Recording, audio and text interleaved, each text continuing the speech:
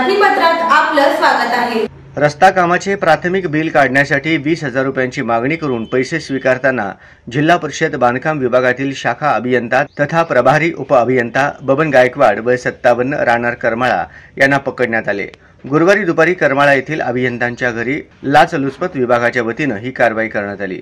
करमाळा तालुक्यातील जिल्हा परिषद बांधकाम विभाग अंतर्गत सुरू असलेले वांगी क्रमांक 2 येथील रस्ता वरकोटे ते साडे रस्ता व बीट चोपडे वस्ती ते झरे रस्ता सुधारणा कामांची निविदेद्वारे वर्क ऑर्डर निघालेली आहे। या कामाची सर्व जबाबदारी पार पाडून बिलाच्या अनुषंगाने सर्व प्रक्रिया पार पाडण्यासाठी जबाबदारी सुपरवायझर या नात्याने यातील तक्रारदार यांची होती।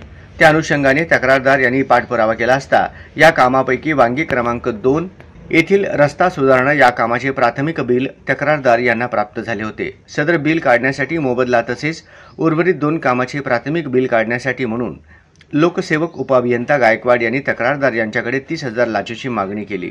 तडजोड अंती 20,000 लाच देण्याचे ठरले। रक्कम स्वीकारत असताना लाचलुचपत विभागाने कारवाई केली। रात्री उशिरापर्यंत गुन्हा दाखल करण्याचे काम सुरू होते।